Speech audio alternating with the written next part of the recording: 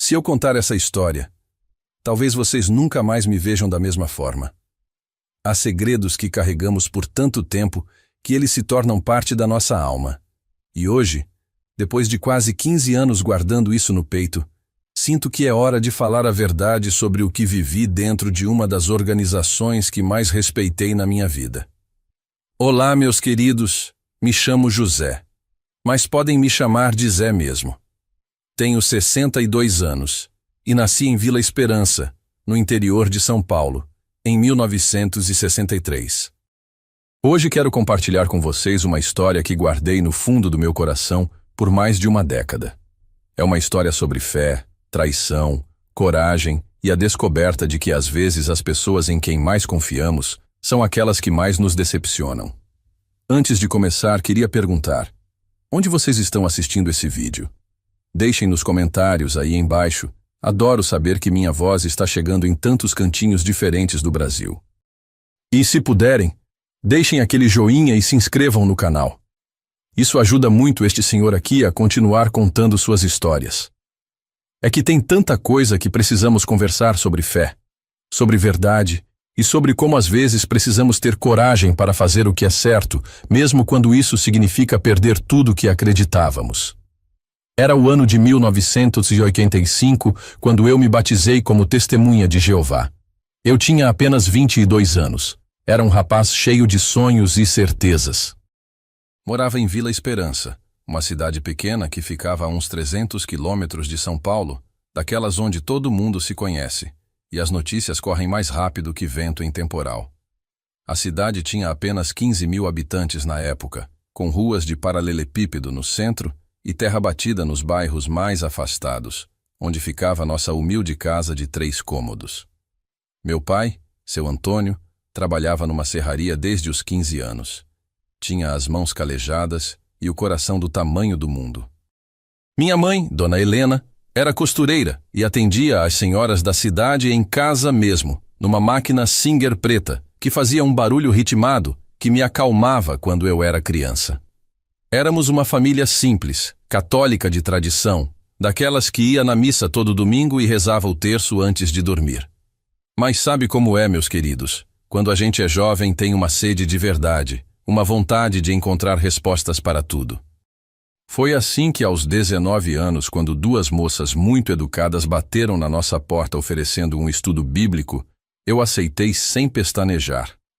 Minha mãe ficou meio ressabiada, mas meu pai disse: se é para estudar a Bíblia, não pode fazer mal. Que ingênuo nós éramos, não é mesmo? As moças se chamavam Irmã Márcia e Irmã Cleusa. A Márcia era novinha, devia ter uns 25 anos, sempre muito arrumadinha com seus vestidos até o joelho e cabelo preso num coque perfeito. A Cleusa era mais velha, uns 40 anos, e tinha uma voz suave que me deixava hipnotizado quando ela explicava as escrituras. Era como se ela soubesse de algo que o resto do mundo desconhecia. Durante 6 meses, todas as terças e quintas às 7 da noite, elas vinham na nossa casa. Sentávamos na mesa da cozinha, com aquela toalha de plástico xadrez que minha mãe adorava, e elas abriam aquela revista A Verdade Deve Nos Libertar. Cada página que virávamos parecia revelar mistérios que a Igreja Católica, segundo elas, havia escondido por séculos. Sabe o que mais me impressionava? A organização. Elas chegavam sempre no horário exato, com as revistas perfeitamente organizadas. Sabiam responder qualquer pergunta com versículos decorados na ponta da língua. Era como se fizessem parte de algo muito maior, muito mais importante do que nossa vidinha simples em Vila Esperança.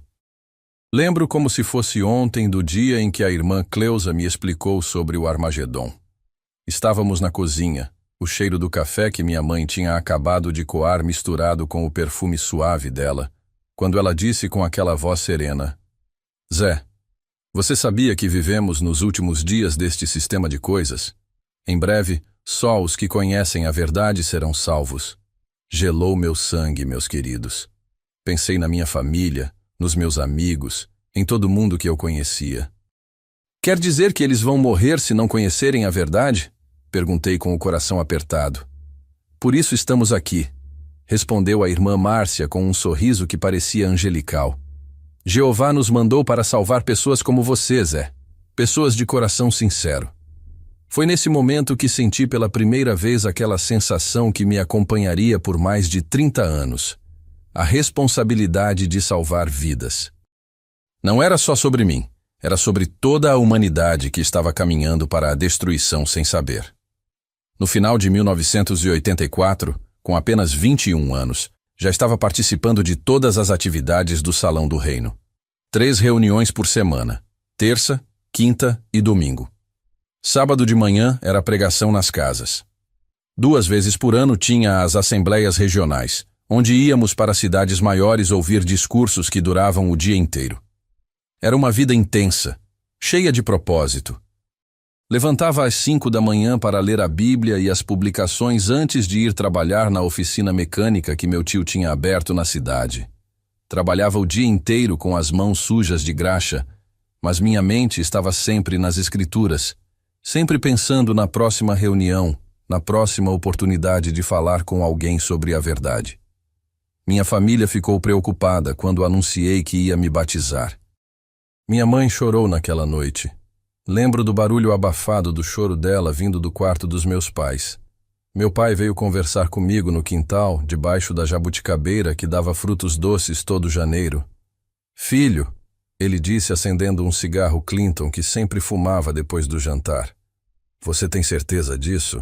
Essas pessoas são diferentes da gente. Elas não participam de nada, não fazem festa, não comemoram aniversário. Pai, eu respondi com a convicção de quem tinha apenas 22 anos. A Bíblia diz que os verdadeiros cristãos seriam diferentes mesmo. Jesus disse que seus seguidores não fariam parte deste mundo. Ele deu uma tragada longa no cigarro, olhando para as estrelas que brilhavam especialmente bonitas naquela noite de verão. Só promete uma coisa para mim, Zé.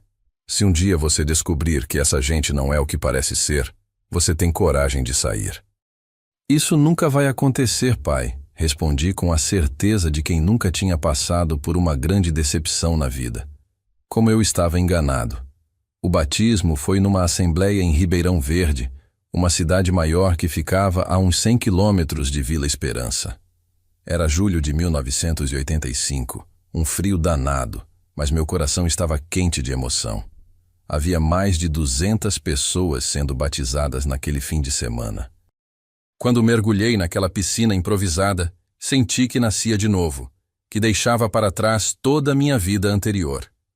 Nos anos que se seguiram, me dediquei como nunca na vida. Em 1987, fui nomeado servo ministerial, o que significava que podia ajudar os anciões em várias responsabilidades.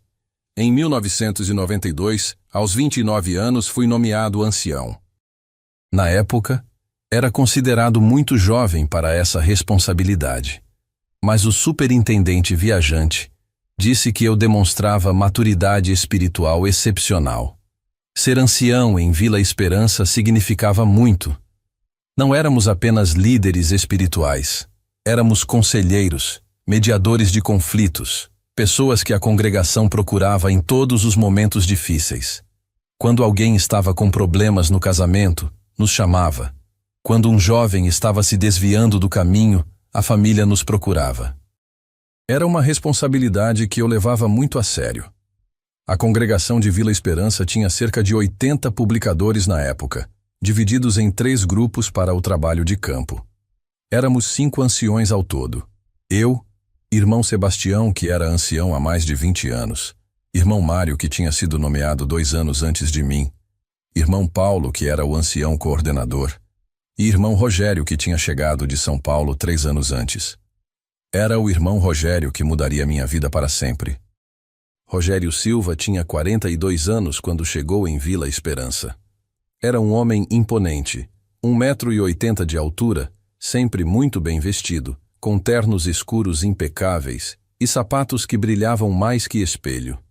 Tinha vindo de uma congregação grande da capital, onde havia sido ancião por mais de 15 anos.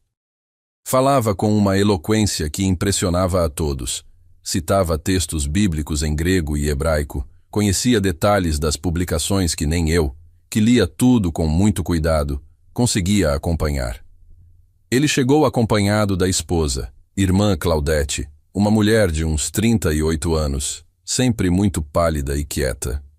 Parecia estar sempre cansada, com olheiras escuras que ela tentava disfarçar com uma maquiagem leve. Falava pouco nas reuniões, respondia quando perguntada, mas nunca tomava a iniciativa de participar. A filha deles, Ana Paula, tinha 12 anos quando chegaram. Era uma menina linda, cabelos castanhos longos, olhos verdes iguais aos do pai, mas com uma tristeza no olhar que me chamava a atenção. Nas reuniões, sentava sempre entre os pais, cabisbaixa, participava pouco dos comentários mesmo sendo muito inteligente. Nos primeiros meses, todos ficamos impressionados com o conhecimento do irmão Rogério. Seus discursos eram profundos, suas orações tocantes, sua maneira de conduzir as visitas pastorais era exemplar. O superintendente viajante ficou tão impressionado que em menos de um ano o nomeou ancião coordenador da congregação, posição que era do irmão Paulo há mais de 10 anos. Lembro que o irmão Paulo ficou um pouco chateado, mas disse que era para o bem da congregação. Se Jeová abençoou tanto esse irmão com conhecimento, quem somos nós para questionar? Disse ele numa reunião de anciões. Era 1996, quando comecei a perceber que algo estava estranho na família Silva. Tudo começou numa manhã de sábado, durante o trabalho de campo. Eu estava designado para trabalhar com a Ana Paula, que já tinha 13 anos. Era uma menina muito inteligente, sabia as escrituras de cor e salteado, mas sempre pareceu meio apática durante a pregação.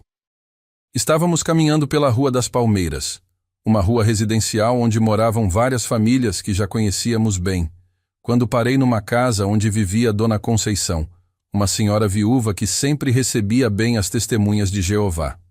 Ana Paula ficou me esperando no portão enquanto eu conversava com Dona Conceição sobre a revista do mês. De repente ouvi um barulho estranho. Olhei para trás e vi que Ana Paula tinha desmaiado bem ali na calçada. Corri para socorrer a menina, que estava pálida como cera.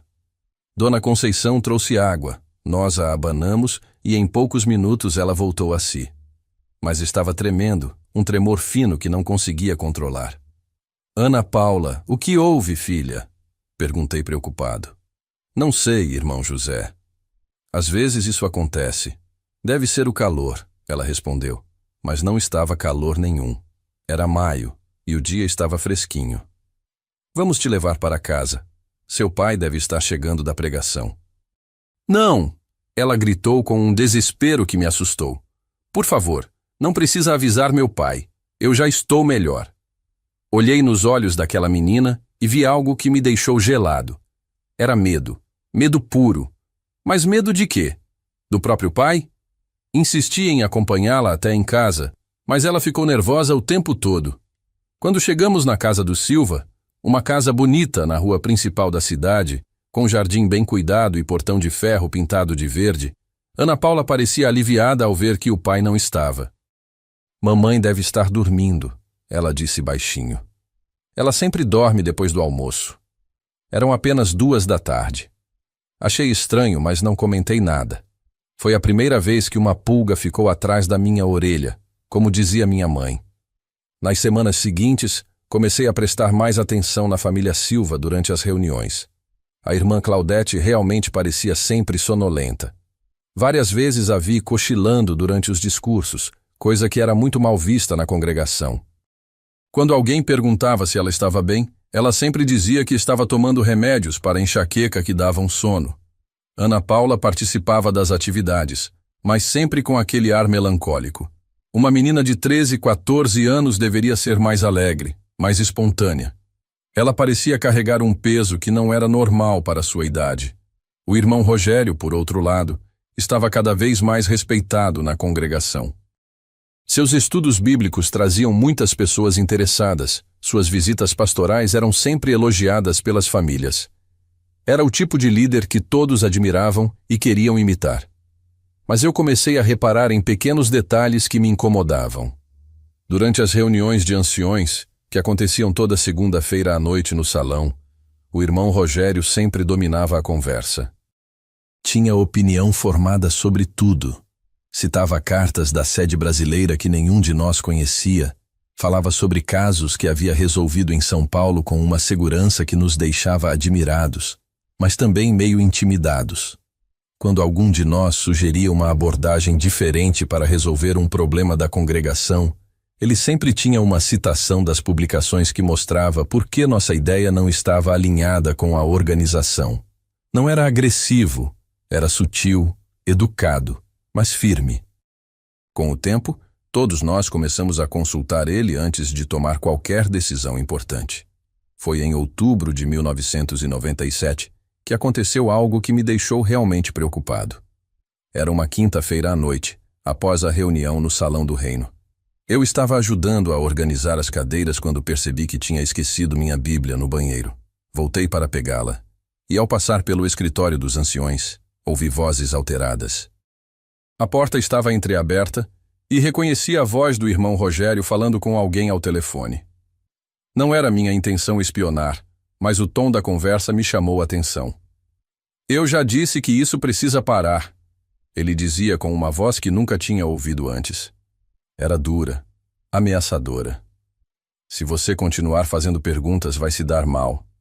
Muito mal. Fiquei parado ali, sem saber se continuava ou voltava. Meu coração disparou. Não me interessa o que você acha que sabe. Existem coisas que são melhores ficar em segredo, você entende, por sua própria segurança e da sua família. Escutei o barulho do telefone sendo desligado com força. Rapidamente entrei no banheiro, peguei minha Bíblia e saí pela porta dos fundos, tentando não fazer barulho. Durante toda a noite não consegui tirar aquela conversa da cabeça. Quem estava do outro lado da linha? Que tipo de segredo o irmão Rogério estava protegendo? E por que ele falava de uma forma tão ameaçadora?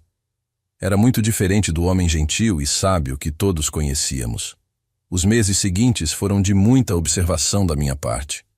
Comecei a reparar em coisas que antes passavam despercebidas. Durante as visitas pastorais, quando íamos em dupla nas casas da congregação, o irmão Rogério sempre se oferecia para visitar as famílias que tinham filhas adolescentes.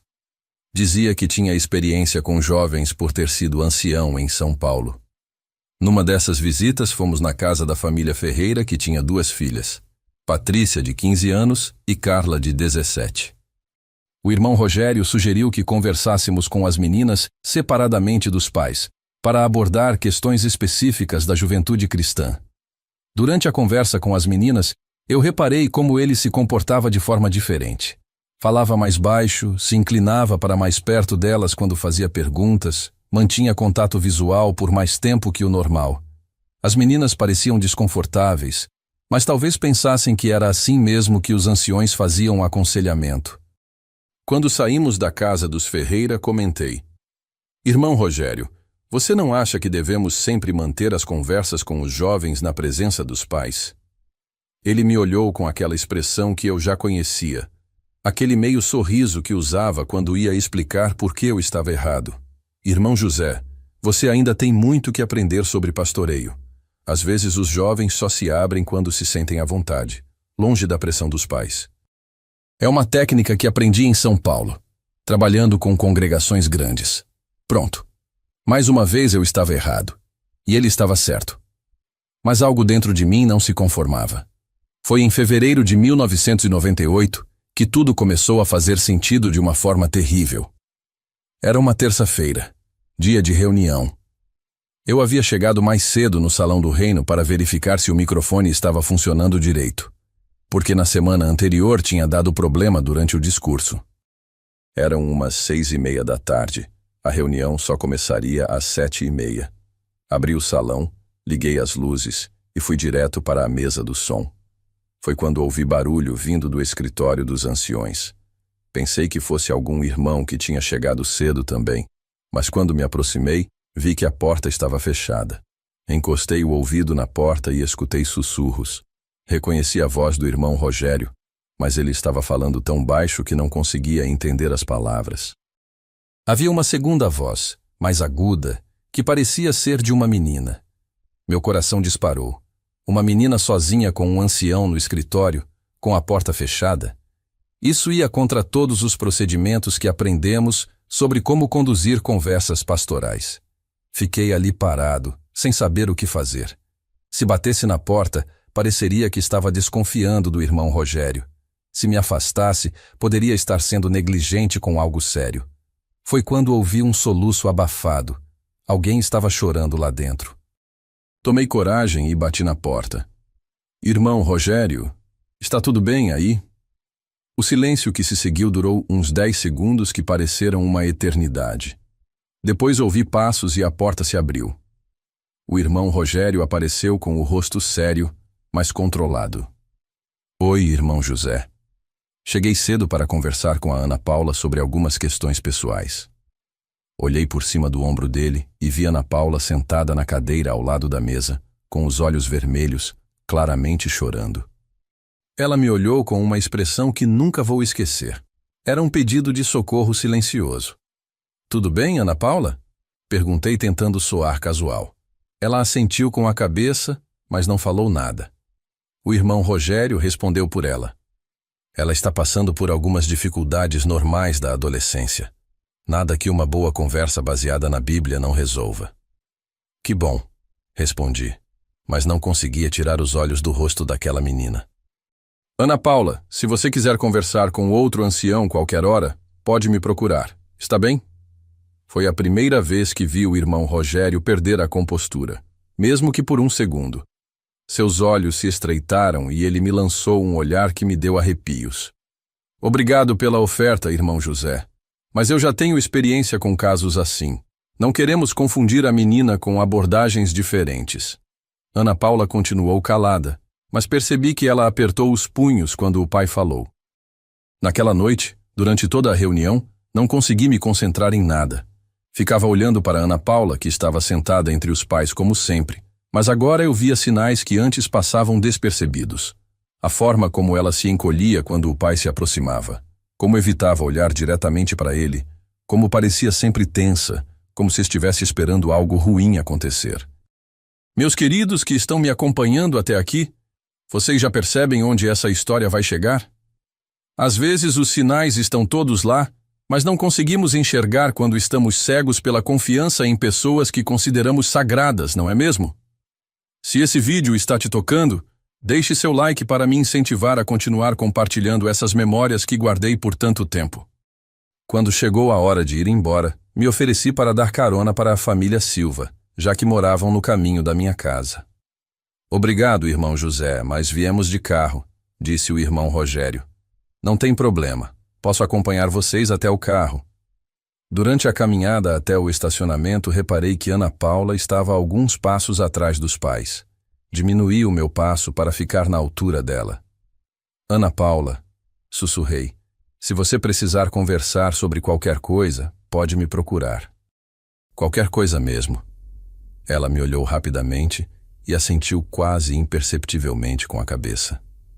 No carro deles, através do vidro, vi o irmão Rogério falando algo para a esposa, que parecia mais sonolenta que o normal. Ana Paula estava no banco de trás, olhando pela janela com aquela expressão triste que já me era familiar. Enquanto dirigia para casa, 1000 pensamentos passavam pela minha cabeça. Será que eu estava imaginando coisas? Será que minha desconfiança do irmão Rogério estava me fazendo ver problemas onde não existiam?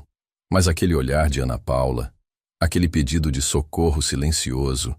Naquela noite, pela primeira vez em anos, não consegui fazer minha leitura bíblica antes de dormir. Fiquei deitado na cama, olhando para o teto, pensando naquela menina e me perguntando se eu tinha obrigação de fazer alguma coisa. Foi aí que lembrei de uma conversa que tive com meu pai 2 anos antes, pouco antes dele morrer de câncer no pulmão. Estávamos no hospital, ele internado há quase 1 mês, quando me disse algo que ficou gravado na minha memória. Zé, ele falou com aquela voz cansada, mas firme. Na vida a gente às vezes tem que escolher entre estar certo e estar em paz. Quando você descobrir que essas pessoas da sua religião não são santas como vocês pensam, lembra do que eu vou te falar. Proteger uma criança vale mais que proteger qualquer organização. Na época, achei que ele estava delirando por causa dos remédios. Agora entendia que ele estava me preparando para um momento como esse. No sábado seguinte, durante o trabalho de campo, fiz questão de ficar no mesmo grupo da Ana Paula. Fomos designados para trabalhar na Vila Nova, um bairro mais afastado onde moravam famílias mais simples. Durante a manhã, trabalhamos normalmente, mas eu reparava como Ana Paula parecia ainda mais abatida que o normal. Em determinado momento, quando paramos para descansar na sombra de uma árvore, criei coragem para perguntar: Ana Paula, você tem certeza que está tudo bem? Você parece muito triste ultimamente. Ela ficou em silêncio por um tempo longo, brincando com a grama do chão com um graveto. Irmão José, ela disse finalmente, sem me olhar nos olhos. Se eu contasse algo muito sério para o senhor prometeria me ajudar? Meu coração quase parou. Claro, filha. Pode falar qualquer coisa. E se fosse sobre um ancião? O senhor ainda me ajudaria mesmo que fosse sobre um ancião. Agora não havia mais dúvida. Alguma coisa muito séria estava acontecendo. Ana Paula, olha para mim, eu disse com a voz mais firme que consegui. Não importa quem seja. Se alguém está te fazendo mal, eu vou te ajudar. Foi quando ela começou a chorar. Não era um choro normal, era um choro de desespero, como se ela tivesse guardado aquilo por muito tempo e finalmente pudesse deixar sair. Ele faz coisas comigo. Ela conseguiu falar entre os soluços. Há muito tempo. E diz que se eu contar para alguém, ninguém vai acreditar porque ele é ancião e eu sou só uma criança. Diz que vão achar que eu sou uma mentirosa e que vou ser desassociada. Senti meu mundo desabar. Tudo que eu suspeitava, tudo que minha intuição estava gritando, era verdade. Um ancião, um homem que deveria proteger o rebanho, estava abusando da própria filha. Ana Paula, eu disse segurando as mãos dela, você precisa me contar tudo. Quando isso começou? Quando eu tinha 10 anos, ela respondeu com a voz quebrada. No começo ele dizia que era carinho especial de pai para filha. Depois foi ficando pior. Muito pior. E sua mãe? Ela sabe? Minha mãe vive dopada. Ele coloca remédio na comida dela todo dia para ela ficar sempre sonolenta. Ela não vê nada. Não percebe nada. Minha cabeça estava girando. Não era só abuso sexual. Era também envenenamento da esposa para ela não perceber nada. Ana Paula, você tem que me prometer uma coisa. A partir de hoje, você não fica mais sozinha com seu pai. Está ouvindo? Arranje qualquer desculpa, mas não fica sozinha com ele. Mas como? Ele é meu pai. Eu moro na casa dele. A gente vai dar um jeito. Primeiro eu preciso pensar direito como resolver isso. Voltamos para o salão em silêncio. Durante todo o caminho, minha mente fervia com planos e mais planos. Como denunciar um ancião? Para quem? Os outros anciões eram amigos dele, respeitavam ele demais. O superintendente viajante o considerava um dos melhores anciões do circuito. E se Ana Paula estivesse mentindo? E se fosse fantasia de adolescente? Mas não. Eu tinha visto os sinais, tinha presenciado o comportamento estranho dele, havia sentido na pele a forma como ele tentava manipular e controlar todas as situações. Naquela tarde, pela primeira vez em anos, não consegui pregar direito. Minha mente estava completamente focada naquela menina e no monstro que ela tinha por pai. Durante as 2 semanas seguintes desenvolvi um plano. Primeiro, precisava reunir evidências. Segundo, precisava proteger Ana Paula. Terceiro, precisava descobrir uma forma de expor o irmão Rogério sem que ele tivesse chance de negar tudo e me fazer parecer um louco. Comecei a prestar ainda mais atenção nos comportamentos da família Silva. Durante as reuniões, observava como a irmã Claudete parecia sempre desorientada, como se estivesse sob efeito de medicamento. Várias vezes a vi cochilando durante os discursos, coisa que antes eu atribuía a cansaço ou remédios para enxaqueca. Agora entendia que era algo muito mais sinistro. Numa quinta-feira à noite, após a reunião, me ofereci para ajudar a irmã Claudete a carregar algumas revistas até o carro. Ela aceitou, mas durante o percurso curto até o estacionamento, notei que ela tropeçou 2 vezes sem motivo aparente. Seus movimentos eram lentos, descoordenados, como se ela estivesse permanentemente sedada. Irmã Claudete, perguntei com cuidado. A senhora está se sentindo bem? Parece meio cansada. Ela me olhou com os olhos vidrados, demorando alguns segundos para processar a pergunta. Ah, sim, irmão José. É que eu tomo muito remédio para dor de cabeça. O médico disse que é enxaqueca crônica. Às vezes fico meio grogue mesmo. Que médico a senhora consulta aqui em Vila Esperança? Não consulto aqui não. O Rogério que compra os remédios para mim. Ele entende dessas coisas. Diz que não precisa médico para enxaqueca. É só tomar o remédio certo. Senti um frio na espinha. O irmão Rogério estava medicando a própria esposa sem supervisão médica. Que tipo de remédio seria esse que deixava uma mulher de 40 anos permanentemente dopada? No sábado seguinte, durante o trabalho de campo, consegui ficar sozinho com Ana Paula novamente. Desta vez, escolhi uma abordagem mais direta. Ana Paula, eu preciso que você me ajude a proteger você e sua mãe. Mas para isso, preciso saber exatamente o que está acontecendo. Ela olhou ao redor para ter certeza de que ninguém estava por perto. Estávamos numa rua afastada, esperando a dupla que estava numa casa vizinha terminar sua apresentação. Irmão José, ele faz isso comigo desde que eu tinha 10 anos. No começo eram só toques. Ele dizia que era carinho de pai. Depois foi piorando. Agora ele faz coisas terríveis comigo quase toda noite. Meu estômago se revirou. E sua mãe nunca percebeu nada? Ele coloca pílulas na comida dela todo dia. Ela fica como um zumbi, não vê nada, não percebe nada. Às vezes eu tento acordar ela quando ele está fazendo essas coisas comigo, mas ela não acorda. É como se estivesse morta. Ana Paula, você sabe que tipo de pílulas são essas? Ele guarda num frasco sem rótulo no armário do banheiro dele. São pílulas azuis pequenas. Ele põe no café da manhã dela, na comida do almoço, no jantar. Sempre. Meu coração estava batendo tão forte que sentia no peito. Não era só abuso sexual, era envenenamento sistemático. O irmão Rogério estava drogando a própria esposa para poder abusar da filha sem ser descoberto. Ana Paula, você confia em mim? Sim, irmão José. O senhor é a única pessoa que me trata como gente de verdade. Então vou te pedir uma coisa muito importante. Na próxima vez que você conseguir pegar uma dessas pílulas sem ele perceber, você guarda para mim. Não pode ser muitas, só uma ou duas, para não dar na falta. Para que o senhor quer isso? Para descobrir o que é e ter prova do que ele está fazendo com sua mãe. Ana Paula assentiu com a cabeça, mas viu medo nos olhos dela. E se ele descobrir? Não vai descobrir. Você é uma menina inteligente, vai dar um jeito. Passaram-se 3 dias até que Ana Paula conseguisse me encontrar sozinha. Foi numa terça-feira, antes da reunião começar. Ela se aproximou de mim quando eu estava arrumando as cadeiras no salão. Irmão José, ela sussurrou. Consegui. Ela discretamente colocou na minha mão um pequeno papel dobrado. Quando abri em casa mais tarde, havia 2 pílulas azuis pequenas, exatamente como ela havia descrito.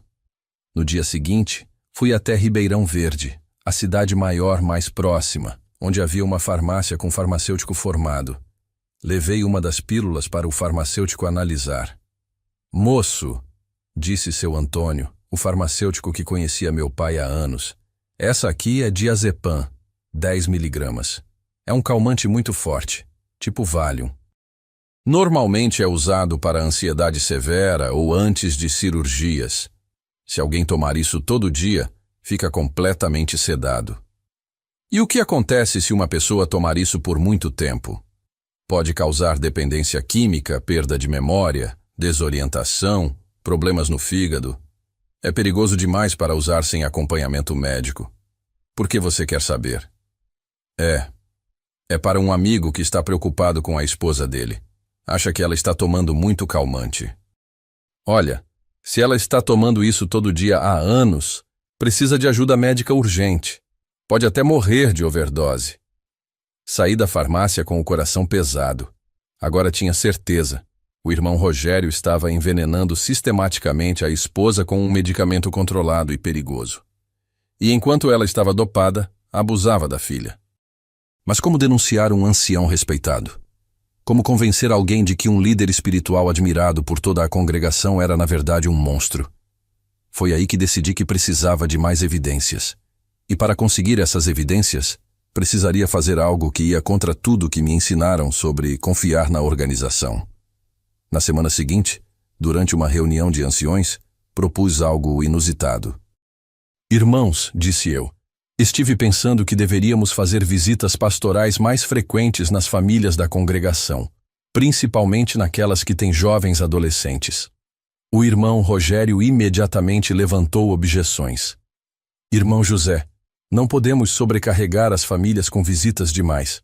Além disso, eu já tenho acompanhado de perto as famílias com jovens. Eu sei, irmão Rogério, e todos admiramos seu trabalho.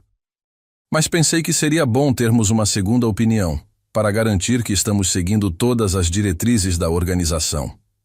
Vi uma expressão de irritação passar rapidamente pelo rosto dele. Que tipo de segunda opinião? Bem, poderíamos fazer visitas em dupla, sempre com 2 anciões. Assim um complementa o trabalho do outro. O irmão Sebastião, que era o mais velho e experiente, achou a ideia boa.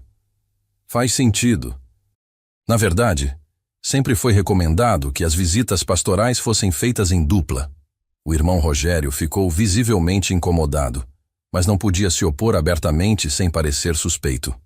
Claro, se vocês acham necessário... Ótimo, eu disse. Que tal começarmos pela família Silva? Como o irmão Rogério conhece bem a situação da Ana Paula, ele pode me orientar sobre a melhor abordagem. Desta vez, vi um lampejo de pânico nos olhos dele. Foi só um segundo, mas eu estava prestando atenção. Na verdade, ele disse rapidamente, acho que seria melhor começarmos por outras famílias. O caso da Ana Paula é... delicado. Talvez seja melhor eu continuar trabalhando sozinho com ela por enquanto. Por que delicado? Perguntou o irmão Mário. O irmão Rogério hesitou por alguns segundos. Questões femininas. Vocês sabem como é. Adolescentes têm problemas que, às vezes, é melhor serem tratados por alguém que já tem experiência. Decidi pressionar um pouco mais. Mas justamente por isso seria bom ter uma segunda opinião. Se é um caso delicado, 2 anciões poderiam ajudar melhor que um só. Irmão José, a voz dele ficou um pouco mais dura. Eu acho que posso lidar com a situação. Já resolvi casos similares em São Paulo. O irmão Sebastião interveio. Rogério, o José tem razão. Se é um caso delicado, é melhor mesmo ter mais de um ancião envolvido. É o que recomendam as cartas da sede. Vi que o irmão Rogério estava encurralado. Ele não podia se opor mais sem levantar suspeitas. Está bem, ele disse finalmente. Podemos fazer uma visita conjunta na próxima semana. Saí daquela reunião sabendo que havia pouco tempo. O irmão Rogério certamente iria tomar alguma atitude para impedir que eu me aproximasse da Ana Paula. E foi exatamente o que aconteceu. Na quinta-feira seguinte, 2 dias antes da visita que havíamos marcado, Ana Paula não apareceu na reunião. A irmã Claudete também não estava presente. Após a reunião, perguntei ao irmão Rogério onde elas estavam. A Claudete passou mal de repente. Ele explicou para todo mundo. Crise de enxaqueca muito forte. A Ana Paula ficou cuidando dela. Precisam de alguma ajuda? Ofereci. Não. É só repouso mesmo. Já melhorou bastante. No sábado, durante o trabalho de campo, nem Ana Paula nem a irmã Claudete apareceram. O irmão Rogério disse que elas ainda não estavam bem. No domingo, mesma coisa. Comecei a ficar preocupado. Será que Ana Paula havia contado para o pai sobre nossa conversa? Será que ele havia descoberto que ela pegou as pílulas? Na segunda-feira à noite, durante a reunião de anciões, sugeri que fizéssemos uma visita à família Silva para ver como elas estavam. Não é necessário, disse o irmão Rogério rapidamente. Elas estão bem, só precisam de repouso. Mas já faz uma semana que não as vemos, insisti. Como anciões, nossa responsabilidade é cuidar do rebanho. O irmão Sebastião concordou. O José tem razão. Vamos fazer uma visita rápida só para ver se precisam de alguma coisa. O irmão Rogério não teve escolha. Marcamos a visita para a terça-feira à noite. Durante todo o dia de terça-feira, fiquei nervoso. Tinha um pressentimento ruim de que algo terrível havia acontecido. E se o irmão Rogério tivesse machucado Ana Paula? E se ele tivesse aumentado a dose de medicamento da irmã Claudete? Às 7 da noite, eu e o irmão Sebastião chegamos na casa dos Silva. O irmão Rogério nos recebeu na porta com um sorriso que não chegava aos olhos. Irmãos, que bom que vieram. Entrem, entrem. A casa estava estranhamente silenciosa. Não havia som algum vindo dos outros cômodos. Como estão a Claudete e a Ana Paula? Perguntou o irmão Sebastião. Muito melhor, graças a Jeová. A Claudete está dormindo e a Ana Paula está no quarto dela, estudando. Será que podemos cumprimentá-las rapidamente? Sugeri. Vi a hesitação nos olhos dele. A Claudete realmente está dormindo profundamente. Não seria bom acordá-la. E a Ana Paula está se preparando para uma prova da escola amanhã. Não vamos atrapalhar, insisti. Só um cumprimento rápido. O irmão Rogério nos levou até o quarto de Ana Paula. Bateu na porta e disse: Ana Paula, os irmãos José e Sebastião vieram te visitar. A voz que respondeu estava estranha, abafada. Oi, irmãos, não posso abrir a porta agora. Estou estudando. Obrigada pela visita. Algo estava errado. A voz de Ana Paula estava diferente, como se ela estivesse com a boca machucada ou tivesse chorado muito. Ana Paula, eu disse em voz alta, você está bem? Sua voz está estranha. Estou gripada, ela respondeu rapidamente. Por isso não fui nas reuniões. O irmão Sebastião aceitou a explicação, mas eu não.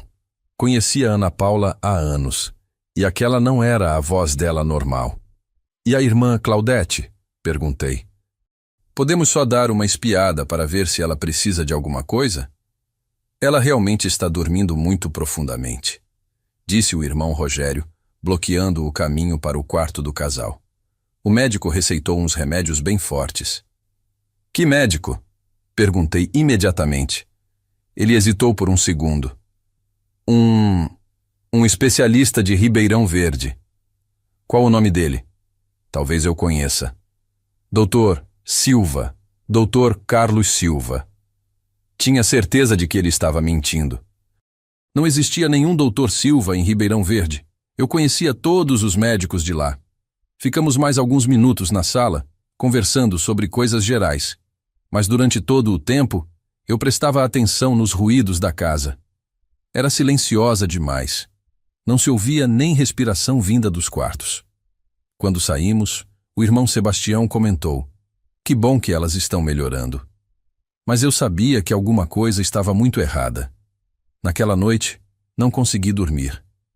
Ficava pensando na voz estranha de Ana Paula, no nervosismo do irmão Rogério, no silêncio total da casa.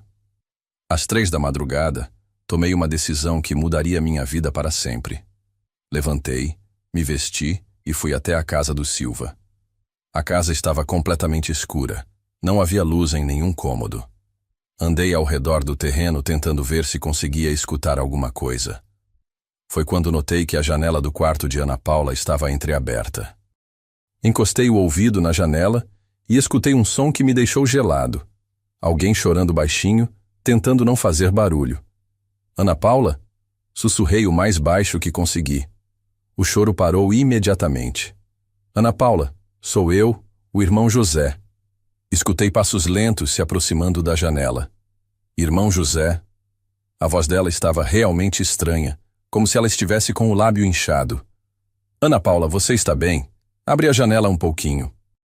Ela abriu a janela o suficiente para eu ver o rosto dela no escuro. Mesmo na pouca luz que vinha da rua, pude ver que ela estava com um olho roxo e o lábio cortado. Meu Deus, Ana Paula, quem fez isso com você? Ele descobriu que eu conversei com o senhor. Ela sussurrou. Bateu em mim e disse que se eu contar alguma coisa para alguém, vai me matar. E vai matar você também. Senti uma mistura de raiva e desespero que nunca havia sentido na vida. Ana Paula, escuta bem o que eu vou falar. Amanhã de manhã, quando ele sair para trabalhar, você pega suas coisas mais importantes e vai para a casa da sua tia Maria. Lembra da irmã Maria que mora na Rua do Açougue? Lembro. Mas e se ele me procurar lá? Eu vou conversar com a irmã Maria antes. Você só precisa chegar lá e ficar quieta até eu resolver essa situação. E a minha mãe? Ele vai matar ela se eu sair de casa. Sua mãe vai ficar bem. Eu prometo que vou proteger ela também. Irmão José, ele disse que tem amigos na polícia, que ninguém vai acreditar em mim porque eu sou só uma criança e ele é um ancião respeitado. Ana Paula, olha para mim. Você confia em mim? Confio. Então faz o que eu estou pedindo. Amanhã cedo você vai para a casa da irmã Maria. Eu vou resolver isso. Como? Era uma boa pergunta. Como eu ia resolver isso? Como um simples ancião de uma cidade pequena ia enfrentar um manipulador experiente que tinha a congregação inteira comendo na palma da mão? Não sei ainda, admiti. Mas Jeová vai me mostrar o caminho.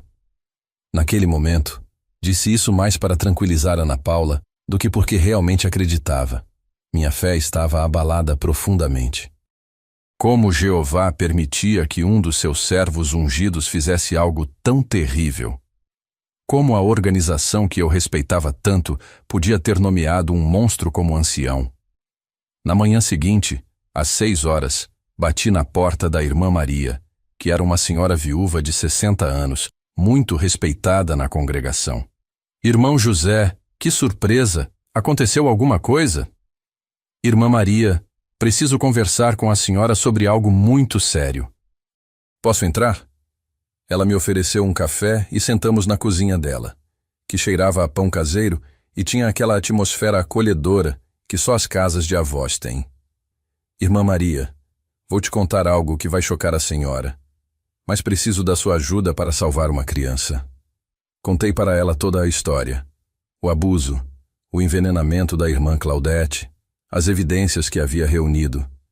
Vi o horror crescer no rosto daquela senhora bondosa conforme eu falava. Meu Deus do céu, irmão José, isso é possível? Infelizmente é. E hoje pela manhã a Ana Paula vai vir procurar a senhora. Ela vai estar machucada, assustada. Preciso que a senhora a receba. Cuide dela e não deixe ninguém saber que ela está aqui. Claro que sim. Essa menina pode ficar aqui o tempo que precisar. Obrigado, irmã Maria. A senhora está salvando uma vida. Às 9 da manhã, Ana Paula apareceu na porta da irmã Maria com uma mochila pequena e o rosto ainda mais inchado que na noite anterior. Quando ela levantou a blusa para mostrar as marcas de espancamento nas costas e nos braços, a irmã Maria começou a chorar. Minha filha, como alguém pode fazer isso com uma criança? Com Ana Paula em segurança, era hora de agir. Mas eu sabia que não podia contar com a ajuda dos outros anciões. Eles jamais acreditariam em mim contra o irmão Rogério. Precisava de uma abordagem diferente. É difícil até hoje reviver esses momentos. Às vezes me pergunto como consegui suportar carregar esse segredo sozinho por algumas semanas. Vocês que estão me acompanhando até aqui, o que acham que eu deveria ter feito? Me conta lá nos comentários porque preciso dividir isso com vocês. Fui até Ribeirão Verde e procurei o delegado da cidade, Dr. Ernesto, que conhecia minha família há anos. José, há quanto tempo? Como está a família? Dr. Ernesto, vim aqui por um motivo muito sério. Preciso denunciar um caso de abuso sexual e envenenamento. A expressão dele mudou completamente. Fala sério. Senta aí e me conta tudo. Relatei toda a história para ele, mostrei as pílulas que ainda tinha guardado, expliquei sobre o comportamento da irmã Claudete. Ele anotou tudo cuidadosamente. José, essa é uma acusação muito grave. Você tem certeza absoluta do que está falando? Tenho, doutor. E tenho provas. Onde está a vítima agora? Em lugar seguro. Ela está disposta a falar, mas com medo de retaliação. E a mãe dela? Está em casa, provavelmente dopada como sempre. O doutor Ernesto ficou pensativo por alguns minutos. José, vou ser franco com você. Casos assim são complicados. A palavra de uma criança contra a de um adulto respeitado na comunidade, mas se você tem evidências físicas, podemos investigar. Que tipo de evidências? Primeiro, precisamos de um exame médico na menina. Segundo, precisamos analisar essas pílulas que você trouxe. Terceiro, precisamos examinar a mãe para confirmar o envenenamento. E como vamos fazer isso sem o irmão Rogério desconfiar? Deixa isso comigo. Vou pedir uma ordem judicial para busca e apreensão. Se ele for mesmo culpado, vamos encontrar mais evidências na casa dele. Saí da delegacia com um misto de alívio e apreensão. Finalmente havia colocado as engrenagens da justiça em movimento, mas sabia que isso significava o fim da minha vida como testemunha de Jeová. Não havia volta. Na terça-feira seguinte, a operação foi deflagrada. Às 6 da manhã, a polícia chegou na casa dos Silva com um mandado de busca e apreensão. Eu estava junto, como testemunha, e para ajudar a localizar as evidências. O irmão Rogério ficou completamente descontrolado quando viu a polícia na sua porta. Era a primeira vez que eu o via perder a compostura completamente. O que significa isso? Por que vocês estão invadindo minha casa? Senhor Rogério Silva, o senhor está sendo investigado por abuso sexual de menor e lesão corporal. Temos um mandado de busca e apreensão. Quando ele me viu junto com os policiais, seus olhos se encheram de ódio. Foi você, seu traidor. Você vai pagar por isso. Calma, senhor Rogério, disse o delegado. Qualquer resistência vai piorar sua situação. E na casa, encontraram exatamente o que eu esperava. No armário do banheiro, havia um frasco grande cheio de comprimidos de diazepam, sem receita médica. No quarto dele, dentro de uma gaveta trancada, encontraram fotos horríveis de Ana Paula em situações que não consigo nem descrever aqui. A irmã Claudete estava na cama, completamente desacordada mesmo sendo 10 da manhã. Os paramédicos que acompanhavam a operação disseram que ela precisava de hospitalização imediata. Ela está com sinais claros de intoxicação por benzodiazepínico, explicou o médico. Se continuasse tomando essa dosagem, poderia ter uma parada cardíaca. O irmão Rogério foi preso em flagrante. Enquanto o levavam algemado, ele me olhou com um ódio que me deu arrepios. Você destruiu uma família cristã exemplar, ele gritou. Você é um instrumento de Satanás. Naquele momento, algo dentro de mim se quebrou definitivamente. Um homem que abusava da própria filha e envenenava a esposa estava me acusando de ser instrumento de Satanás por ter tentado proteger as vítimas dele. Ana Paula foi submetida a exames médicos que confirmaram anos de abuso sexual. A irmã Claudete ficou internada por uma semana para desintoxicação e só então conseguiu entender o que havia acontecido durante todos aqueles anos. Quando ela finalmente ficou lúcida, chorou durante horas seguidas. Eu sabia que algo estava errado, ela dizia, mas não conseguia pensar direito. Era como se vivesse num sonho ruim o tempo todo. O caso causou um escândalo enorme em Vila Esperança. A congregação ficou em choque total. Como um ancião, um homem que todos respeitavam e admiravam, podia ser capaz de atos tão terríveis? Mas o que mais me machucou foi a reação de alguns irmãos da congregação. O irmão Paulo, que era ancião há mais de 15 anos, me procurou alguns dias depois da prisão. José, você fez a coisa certa em proteger a menina, ele disse. Mas não deveria ter levado o caso para fora da organização. Deveria ter confiado que Jeová resolveria tudo no tempo dele. Irmão Paulo, respondi tentando controlar a raiva, enquanto Jeová resolvia no tempo dele. Uma criança estava sendo estuprada toda a noite. Mas agora olha o escândalo que se formou. Isso vai dar uma péssima imagem das testemunhas de Jeová na cidade.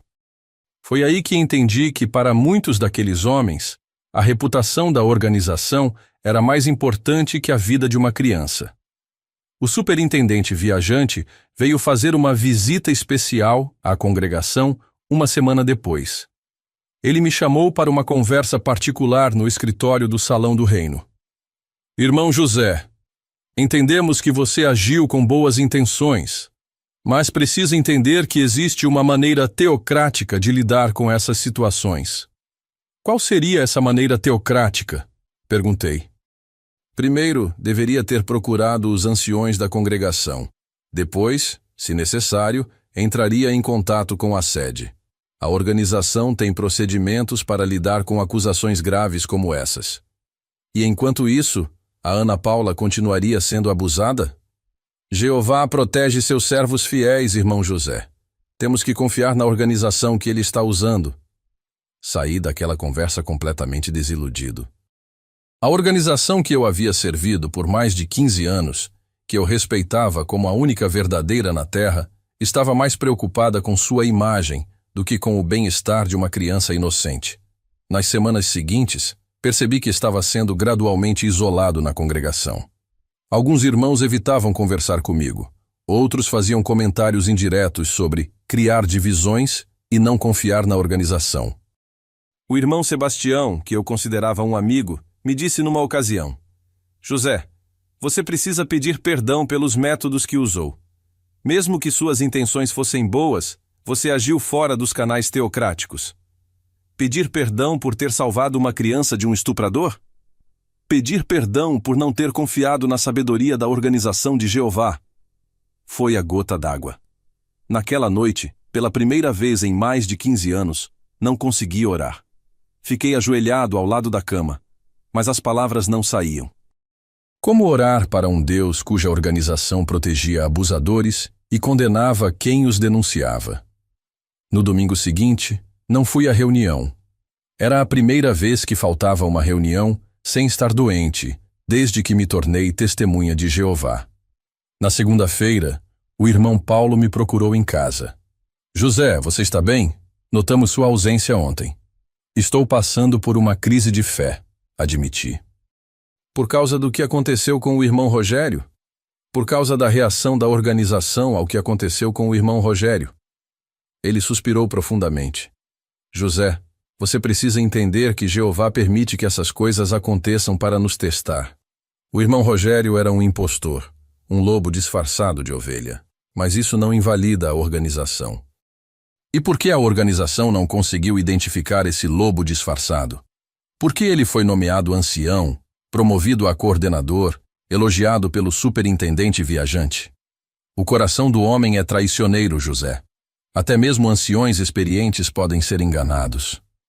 Então, como posso confiar que os outros anciões, ou você mesmo, ou o superintendente viajante, não são também lobos disfarçados? Ele ficou sem resposta por alguns segundos. Porque você precisa ter fé, José. Fé em quê? Em homens que se dizem ungidos por Deus, mas não conseguem distinguir entre um servo fiel e um pedófilo? A conversa terminou mal.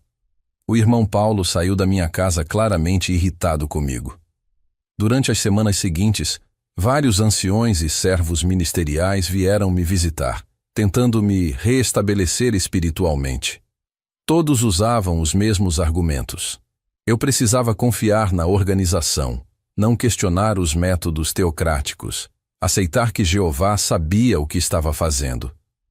Nenhum deles conseguiu me explicar por que uma organização orientada por Deus havia promovido um pedófilo à posição de liderança.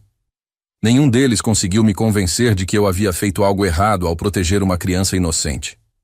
O julgamento do irmão Rogério aconteceu 6 meses depois. Ele foi condenado a 12 anos de prisão por abuso sexual de menor, cárcere privado e lesão corporal. Durante todo o julgamento, nenhum ancião da congregação apareceu para apoiar Ana Paula ou a irmã Claudete. Apenas eu estava presente.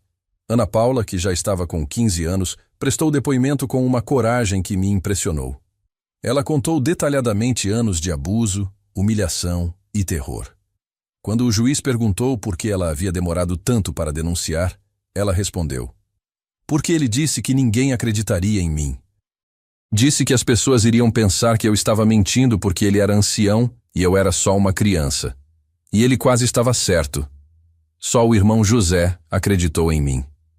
Naquele momento, com lágrimas nos olhos, percebi que havia feito a coisa certa, independentemente das consequências que isso trouxe para minha vida espiritual.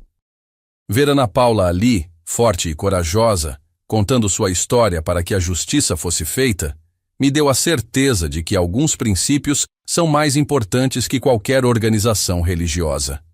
Após o julgamento, Ana Paula e a irmã Claudete se mudaram para Ribeirão Verde, onde conseguiram recomeçar suas vidas longe dos olhares curiosos e dos comentários maldosos que ainda existiam em Vila Esperança. Ana Paula voltou a estudar normalmente, E a irmã Claudete, livre dos medicamentos que a mantinham dopada, revelou-se uma mulher inteligente e forte, que havia sido vítima tanto quanto a filha. Eu continuei morando em Vila Esperança, mas minha relação com a congregação estava irreparavelmente destruída. Não era oficialmente desassociado, mas era tratado como se fosse. Os cumprimentos eram frios, as conversas superficiais, e eu era sistematicamente excluído de qualquer responsabilidade ou privilégio na congregação. O que mais me doía era ver como a organização havia conseguido distorcer a narrativa dos fatos. Em conversas que eu ouvia por acaso, alguns irmãos comentavam que eu havia agido precipitadamente, que poderia ter resolvido tudo internamente, que havia causado um escândalo desnecessário. Alguns chegavam a insinuar que talvez o irmão Rogério não fosse tão culpado quanto parecia, e que eu havia exagerado a situação. Sabe como é? Ouvi a irmã Conceição comentar com outra irmã após uma reunião. Às vezes essas meninas inventam histórias para chamar atenção, e o irmão José sempre foi meio rebelde, questionava demais as coisas. Essas palavras me cortaram como uma faca. Ana Paula havia sofrido anos de abuso.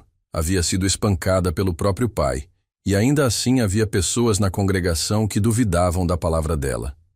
Era como se proteger a imagem da organização fosse mais importante que reconhecer o sofrimento de uma criança inocente.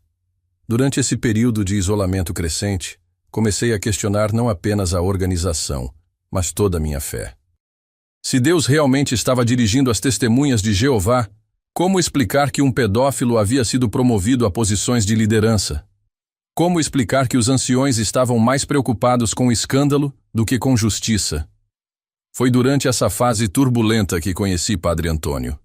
Padre Antônio era o pároco da Igreja Católica de Vila Esperança há mais de 20 anos. Era um homem de uns 60 anos, cabelos grisalhos, sempre sorridente, conhecido por sua bondade e por seu trabalho social na cidade.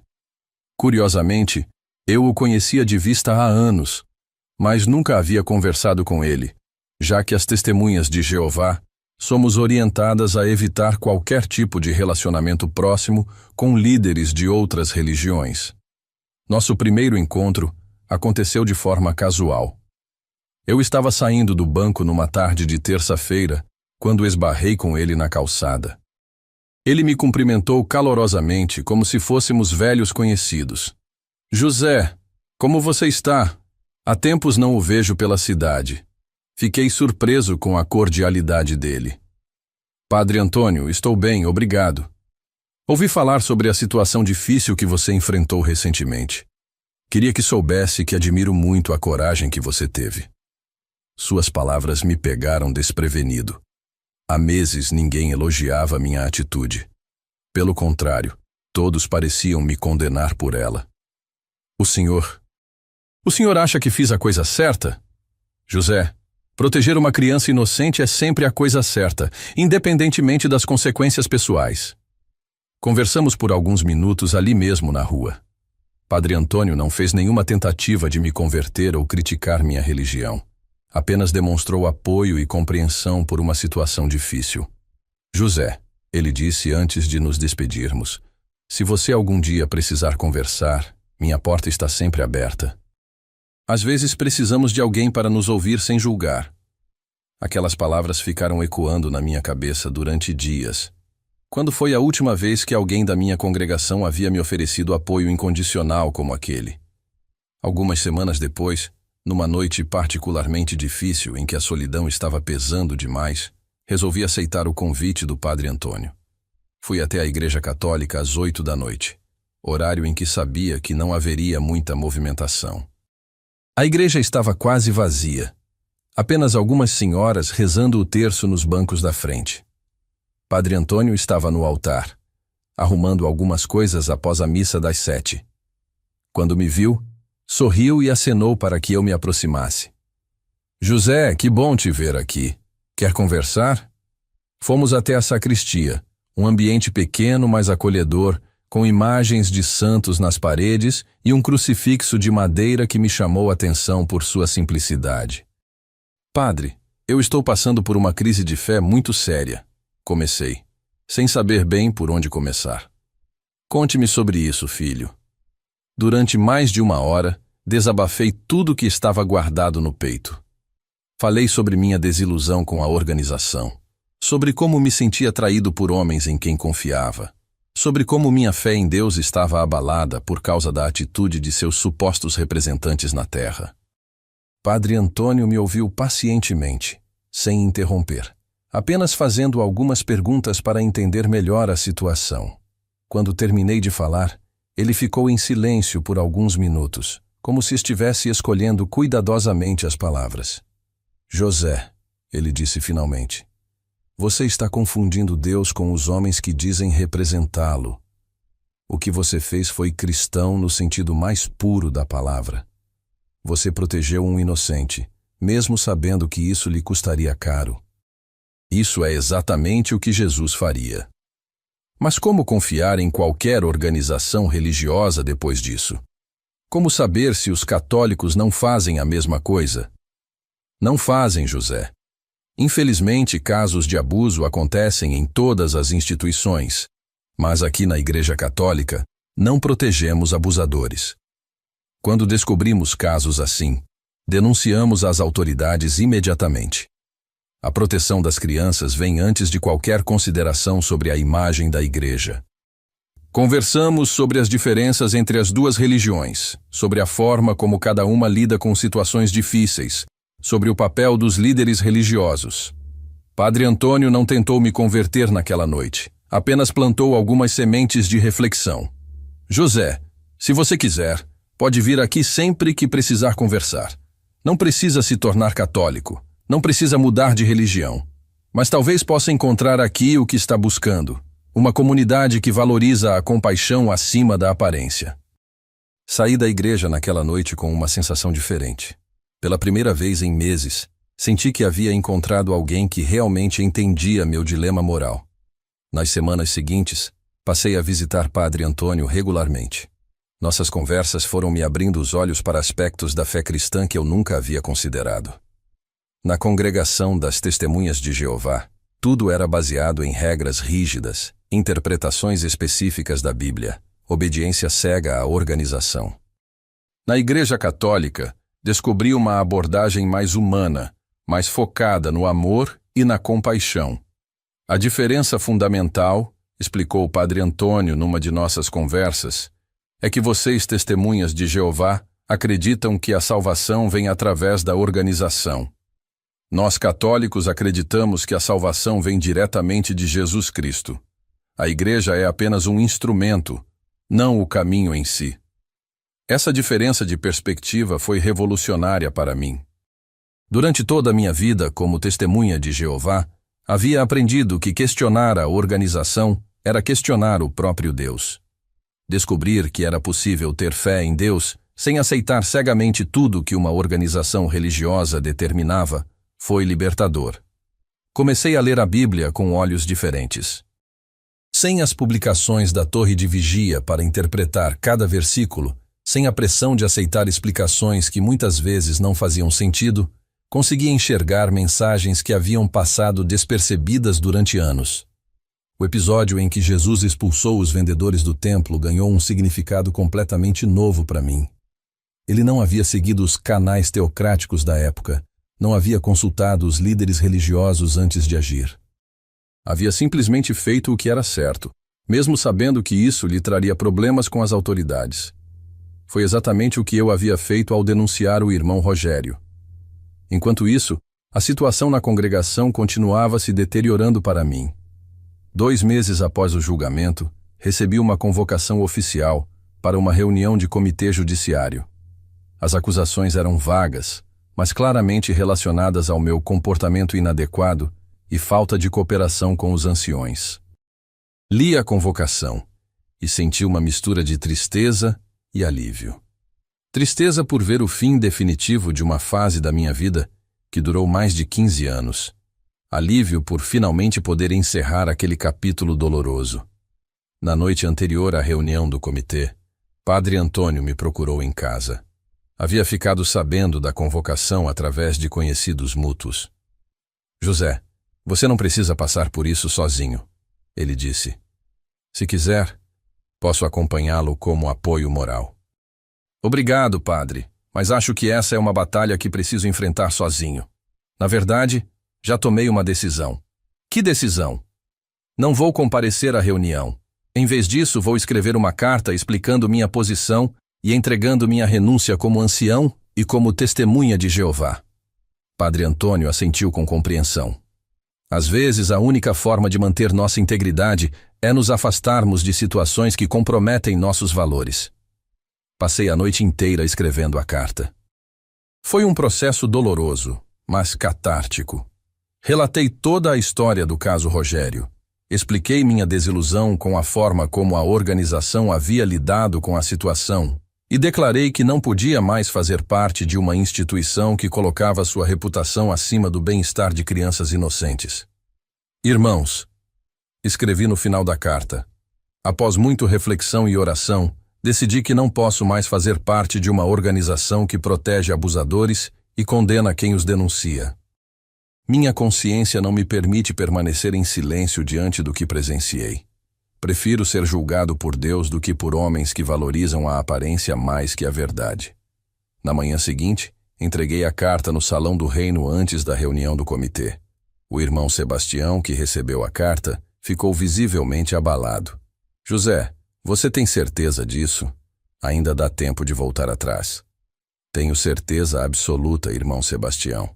Minha decisão está tomada. Mas José, você está jogando fora 15 anos de serviço a Jeová. Não estou jogando fora, irmão. Estou escolhendo servir a Deus com uma consciência limpa, em vez de servir a uma organização com uma consciência pesada. Fui oficialmente desassociado na reunião seguinte. O anúncio foi simples. José da Silva não é mais uma das testemunhas de Jeová. Curiosamente, senti um peso sair dos meus ombros quando soube da decisão. Finalmente estava livre para seguir minha consciência sem ter que prestar contas a uma organização que havia perdido todo o meu respeito. Nos meses que se seguiram, aprofundei meus estudos sobre a fé católica. Padre Antônio me apresentou a uma riqueza de tradições e ensinamentos que eu desconhecia completamente. A história dos santos, as obras de caridade da Igreja, a teologia baseada no amor e na misericórdia, em vez do medo e da condenação. O que mais me impressionou foi descobrir como a Igreja Católica lidava com suas próprias falhas. Quando casos de abuso vieram à tona em diferentes partes do mundo, houve pedidos públicos de perdão, reformas nos procedimentos, colaboração total com as autoridades. Nada parecido com a atitude defensiva e de negação que eu havia presenciado na organização das Testemunhas de Jeová. A igreja não é perfeita, explicou o Padre Antônio, porque é composta por seres humanos imperfeitos. Mas quando erramos, admitimos o erro e tentamos corrigi-lo. Não fingimos que somos infalíveis. Essa humildade institucional contrastava drasticamente com a arrogância que eu havia conhecido. As Testemunhas de Jeová se consideravam o único canal de comunicação entre Deus e a humanidade, incapazes de erro em questões doutrinais. Qualquer questionamento era visto como falta de fé, qualquer crítica como apostasia. Durante esse período de transição, mantive contato esporádico com Ana Paula, através da irmã Maria. A menina estava se recuperando bem, frequentando terapia regularmente e demonstrando uma força surpreendente para alguém que havia passado por traumas tão severos. Numa das vezes em que a encontrei na casa da irmã Maria, ela me perguntou sobre minha situação na congregação. Irmão José, é verdade que o senhor foi expulso das Testemunhas de Jeová por ter me ajudado? Ana Paula, eu não fui expulso por ter te ajudado. Eu saí porque descobri que a organização se importa mais com sua imagem do que com proteger crianças como você. Mas o senhor não vai mais para o paraíso na terra? Era uma pergunta inocente, mas que tocou numa questão fundamental. Durante anos, eu havia acreditado que apenas as Testemunhas de Jeová seriam salvas no Armagedom.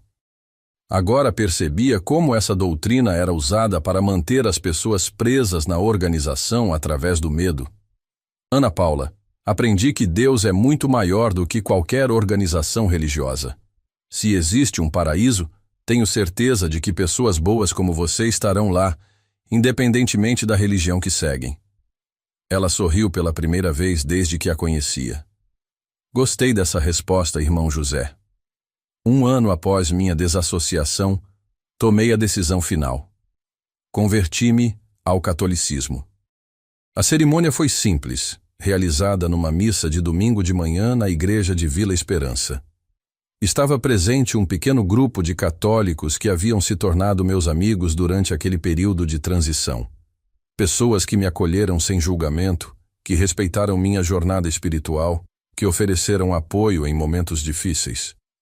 Quando o padre Antônio derramou a água benta sobre minha cabeça, senti que estava realmente nascendo de novo. Não no sentido superficial que as testemunhas de Jeová dão ao batismo, mas num sentido profundo de renovação espiritual e libertação.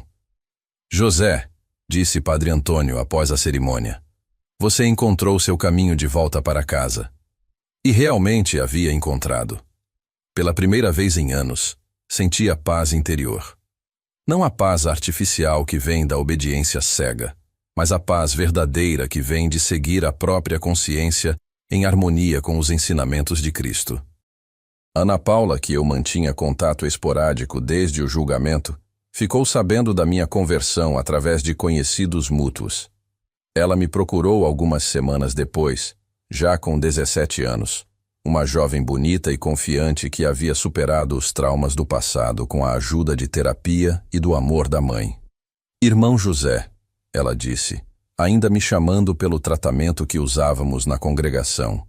Quero que saiba que o Senhor salvou minha vida. Se não fosse sua coragem, eu provavelmente não estaria aqui hoje. Ana Paula, você mesma foi corajosa ao falar a verdade. Eu apenas fiz o que qualquer pessoa decente deveria fazer. Não, Senhor. O Senhor foi o único que me ouviu, que acreditou em mim, que arriscou tudo para me proteger. Isso é muito mais do que qualquer pessoa faria. Ela me contou que havia se tornado católica também, junto com a mãe. Ambas encontraram na igreja um ambiente acolhedor onde puderam curar suas feridas sem julgamento ou pressão. Sabe o que mais me impressiona na igreja católica? Ela perguntou. É que quando eu conto minha história, as pessoas ficam do meu lado. Ninguém pergunta se eu estava mentindo. Ninguém diz que deveria ter mantido silêncio para proteger a imagem da religião. Eles só querem me ajudar a seguir em frente. Essa era realmente a grande diferença que eu havia descoberto. Na congregação das Testemunhas de Jeová, as vítimas eram frequentemente culpabilizadas ou silenciadas para proteger a organização. Na Igreja Católica, as vítimas eram acolhidas e apoiadas, mesmo quando isso custava caro para a instituição. 2 anos após minha conversão, recebi uma notícia que me encheu de satisfação. O irmão Rogério havia sido condenado em segunda instância a 15 anos de prisão. O recurso que seus advogados haviam interposto foi negado, e as evidências apresentadas durante o processo confirmaram definitivamente sua culpa. Mais importante ainda, Ana Paula havia prestado depoimento numa comissão governamental que investigava casos de abuso em organizações religiosas. Seu testemunho contribuiu para mudanças na legislação que obrigavam todas as instituições religiosas a reportar imediatamente casos suspeitos de abuso às autoridades competentes. Ela havia transformado seu sofrimento em instrumento de proteção para outras crianças. Era impossível não me orgulhar da coragem daquela jovem. Enquanto isso, a congregação de Vila Esperança continuava funcionando como se nada tivesse acontecido. Novos anciões foram nomeados para substituir o irmão Rogério e a mim. As reuniões continuavam, a pregação de casa em casa prosseguia, as assembleias regionais aconteciam normalmente. Mas eu sabia que havia deixado sementes de dúvida na mente de alguns irmãos. Ocasionalmente, recebia visitas discretas de testemunhas de Jeová que queriam conversar sobre o caso, que tinham perguntas sobre minha decisão de sair da organização. Uma dessas visitas me marcou particularmente. Era de um jovem servo ministerial chamado Ricardo, que havia sido nomeado poucos meses antes dos eventos com o irmão Rogério. Irmão José, ele disse quando veio me procurar numa noite de quarta-feira. Posso fazer uma pergunta sincera? Claro, Ricardo. Pode falar à vontade. O senhor realmente acredita que fez a coisa certa ao denunciar o irmão Rogério para a polícia? Acredito, Ricardo. E faria de novo se fosse necessário. Mas e a organização? O senhor não acha que Jeová poderia ter resolvido tudo de outra forma? Ricardo, me diz uma coisa. Se você soubesse que uma criança estava sendo abusada todas as noites, você esperaria Jeová resolver? Ou você faria alguma coisa imediatamente? Ele ficou em silêncio por um tempo longo. Eu faria alguma coisa imediatamente. Então você entende por que agi como agi. Às vezes, fazer o que é certo significa ir contra o que a organização considera apropriado. Mas o senhor não tem medo de estar sendo enganado por Satanás? Era a pergunta que eu esperava. A mesma que me faziam constantemente quando ainda era testemunha de Jeová. Ricardo, deixa eu te contar uma coisa. Quando eu era criança, minha mãe sempre dizia: pelos frutos conhecereis a árvore. Os frutos da minha decisão foram: uma criança foi salva de anos adicionais de abuso, um criminoso foi preso, uma mulher foi libertada de um envenenamento que poderia matá-la. Quais são os frutos de ficar calado para proteger a organização? Ele não soube responder. 3 meses depois, Ricardo pediu para sair das testemunhas de Jeová.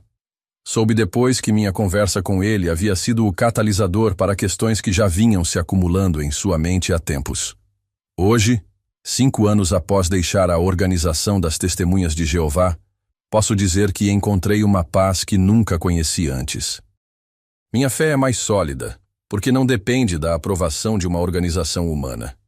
Minha consciência está tranquila, porque sei que fiz o que era certo mesmo quando isso custou caro.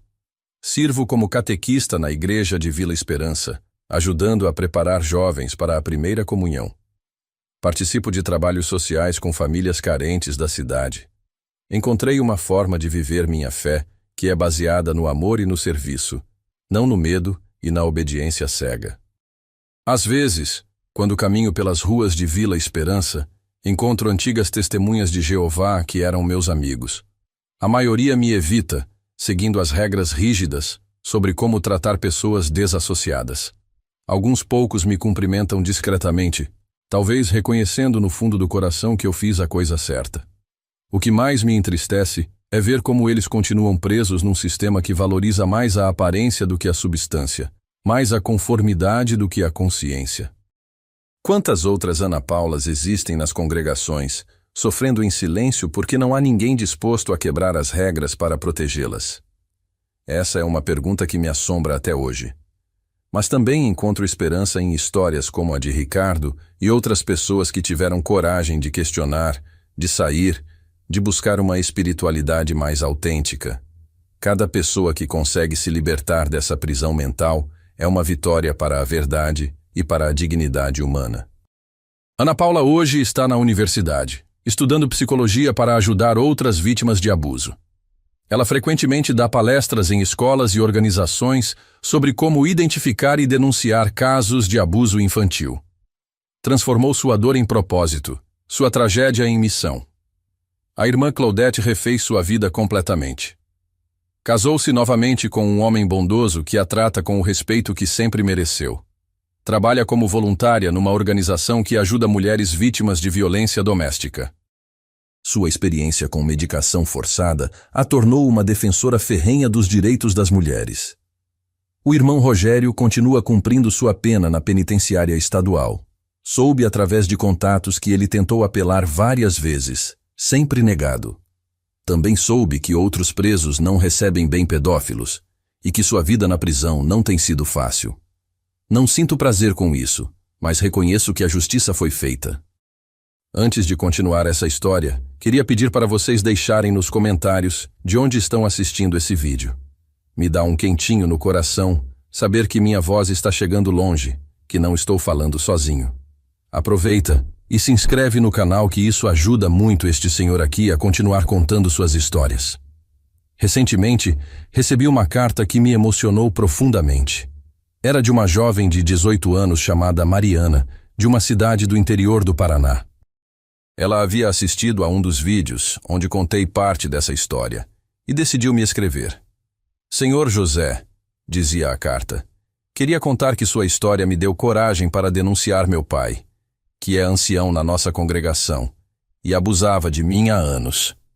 Por muito tempo achei que ninguém acreditaria em mim, porque ele é muito respeitado. Mas quando ouvi sua história, entendi que proteger crianças é mais importante que proteger reputações. A carta continuava contando como ela havia procurado as autoridades, como o pai havia sido preso, como a congregação havia reagido tentando abafar o caso. Mas dessa vez, a justiça havia sido mais rápida, porque já existiam leis que obrigavam a denúncia imediata. O senhor salvou 2 vidas. Ela escrevia no final. A da Ana Paula naquela época e a minha agora. Obrigada por ter mostrado que existe vida depois das testemunhas de Jeová, e que podemos ter fé sem aceitar injustiças. Essa carta me fez perceber que minha história, por mais dolorosa que fosse de contar, poderia realmente salvar vidas. Quantas crianças sofriam em silêncio nas congregações ao redor do mundo? Quantas famílias viviam sob o terror de denunciar abusadores por medo de serem expulsas da única comunidade que conheciam? Foi então que decidi me tornar mais ativo na luta contra o abuso religioso. Comecei a participar de grupos de apoio a ex-testemunhas de Jeová, a dar palestras em universidades sobre manipulação psicológica em grupos religiosos, a colaborar com organizações que ajudam vítimas de abuso espiritual. Descobri que minha história não era única. Pelo contrário, existiam centenas, talvez milhares de casos similares ao redor do mundo. A diferença é que a maioria nunca vinha à tona, porque as vítimas eram silenciadas pela própria estrutura organizacional que deveria protegê-las. Numa dessas palestras, conheci o Dr. Eduardo, um psicólogo especializado em trauma religioso. Ele me explicou como grupos fundamentalistas usam técnicas sofisticadas de controle mental para manter seus membros em linha. José, ele disse após ouvir minha história, você experimentou o que chamamos de dissonância cognitiva aguda. Sua mente estava tentando conciliar 2 realidades incompatíveis: a crença de que a organização era perfeita e a evidência clara de que ela estava protegendo um abusador. E por que algumas pessoas conseguem sair dessa dissonância e outras não? Depende de vários fatores: senso de justiça, coragem pessoal, apoio externo. No seu caso, você teve a sorte de encontrar Padre Antônio no momento certo. Muitas pessoas não têm essa rede de apoio. Essas conversas me ajudaram a entender melhor minha própria jornada e a importância de oferecer apoio para outras pessoas, passando por situações similares. Hoje, aos 62 anos, olho para trás sem arrependimentos. Perdi muitos amigos, rompi com uma tradição familiar de décadas. Enfrentei o ostracismo e a condenação de pessoas que eu respeitava. Mas salvei uma criança inocente, ajudei a colocar um criminoso na cadeia e encontrei uma paz de espírito que nunca havia conhecido antes. Mais importante ainda, minha história inspirou outras pessoas a agir com coragem em situações similares. Se cada pessoa que ouve essa história tiver coragem de proteger uma criança, de denunciar um abuso, de escolher a consciência em vez da conformidade, então todo o sofrimento terá valido a pena. A fé verdadeira não é sobre obedecer cegamente a uma organização. É sobre amar ao próximo, proteger os inocentes, fazer o que é certo mesmo quando isso custa caro. É sobre ter coragem de questionar autoridades quando elas se desviam do caminho da justiça. Jesus disse: deixai vir a mim as criancinhas, porque delas é o reino dos céus. Não disse: deixai vir a mim as criancinhas, exceto quando isso pode prejudicar a imagem da organização. Ana Paula hoje tem 22 anos. É uma jovem psicóloga brilhante, especializada em trauma infantil. Trabalha numa clínica que atende exclusivamente crianças vítimas de abuso. Cada criança que ela ajuda é uma vitória sobre o mal que tentou destruí-la. Na semana passada, ela me ligou para contar uma novidade. Irmão José, ela disse com a voz emocionada, estou noiva. Que maravilha, Ana Paula. Conte-me sobre ele. Ele se chama Miguel, é professor de educação física. É católico também, muito gentil e respeitoso. E sabe o que mais? Quando contei minha história para ele, a primeira coisa que disse foi: Que bom que você teve o irmão José para te proteger. Desligamos o telefone e fiquei ali parado na cozinha com lágrimas nos olhos. Ana Paula havia encontrado um homem bom que a amava e respeitava. Ela havia superado completamente os traumas do passado. Estava construindo uma família saudável, baseada no amor e no respeito mútuo. Essa era a verdadeira vitória. Não apenas ter tirado ela de uma situação de abuso, mas ter ajudado a quebrar um ciclo de violência que poderia se perpetuar por gerações. Naquela noite, pela primeira vez em anos, orei especificamente agradecendo a Deus por ter me dado coragem para agir, por ter colocado o Padre Antônio no meu caminho, por ter me mostrado que a verdadeira fé é sobre amor, não sobre medo. Meus queridos que me acompanharam até aqui, quero que saibam que contar essa história não foi fácil. Reviver esses momentos dolorosos, expor as feridas que ainda não cicatrizaram completamente, admitir os erros que cometi e as ilusões que nutri por tanto tempo. Mas acredito que algumas histórias precisam ser contadas, mesmo que machuquem quem as conta. Se meu relato puder salvar uma única criança do que Ana Paula passou, se puder abrir os olhos de uma única pessoa que está cega pela devoção a uma organização, se puder encorajar alguém a seguir sua consciência mesmo quando isso custa caro, então valeu a pena compartilhar. A verdade é que organizações religiosas são feitas de seres humanos imperfeitos. Nenhuma delas é infalível, nenhuma está acima da crítica, nenhuma deve exigir obediência cega. Nossa lealdade deve ser primeiro a Deus, depois à nossa consciência, e só então às instituições que dizem representar Deus. Proteger os inocentes, denunciar o mal, fazer o que é certo independentemente das consequências. Esses são princípios que transcendem qualquer denominação religiosa. São princípios cristãos no sentido mais puro da palavra. Princípios que Jesus Cristo defendeu mesmo quando isso significou confrontar as autoridades religiosas da sua época. Hoje, quando olho para trás, não me arrependo de nenhuma das decisões que tomei. Perdi muitos amigos, rompi com uma tradição familiar de décadas, enfrentei o ostracismo e a condenação de pessoas que eu respeitava.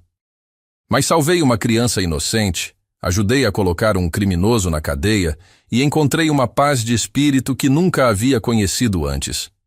A congregação de Vila Esperança ainda funciona, claro. Novos anciões foram nomeados, novas famílias se juntaram, a vida seguiu seu curso. Mas sei que plantei sementes de questionamento em algumas mentes. Recebi mensagens de pessoas que decidiram investigar mais profundamente os procedimentos da organização após conhecerem minha história. Um desses casos me marcou profundamente. Foi de um ancião de uma congregação vizinha que me procurou 2 anos depois dos eventos. Ele estava enfrentando uma situação similar. Suspeitava que outro ancião de sua congregação estava abusando de jovens durante as visitas pastorais. Minha história lhe deu coragem para investigar e, eventualmente, denunciar o caso às autoridades.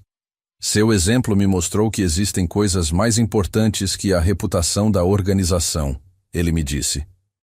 Hoje durmo tranquilo sabendo que protegi crianças inocentes, mesmo que isso tenha custado minha posição na congregação. Esse é o tipo de impacto que uma história verdadeira pode ter. Quando compartilhamos nossas experiências, por mais dolorosas que sejam, podemos inspirar outros a agir com coragem em momentos decisivos. Ana Paula hoje é uma das psicólogas mais respeitadas da região. Sua especialização em trauma infantil a tornou referência para casos complexos. Ela frequentemente é chamada para dar pareceres em processos judiciais envolvendo abuso infantil. Sua própria experiência, por mais terrível que tenha sido, a transformou numa defensora feroz dos direitos das crianças. Recentemente, ela abriu uma ONG dedicada a apoiar famílias que enfrentam situações de abuso em contextos religiosos. Casa de Esperança é o nome da organização, uma referência à nossa cidade natal. Lá, famílias encontram apoio psicológico, orientação jurídica e, principalmente, uma comunidade que as acolhe sem julgamento. A irmã Claudete também se tornou uma ativista importante. Sua experiência com medicação forçada a levou a estudar direitos das mulheres e violência doméstica. Hoje, ela coordena um programa governamental que treina profissionais de saúde para identificar sinais de abuso doméstico. Quantas vidas ela já salvou com esse trabalho, nunca saberemos, mas sei que são muitas.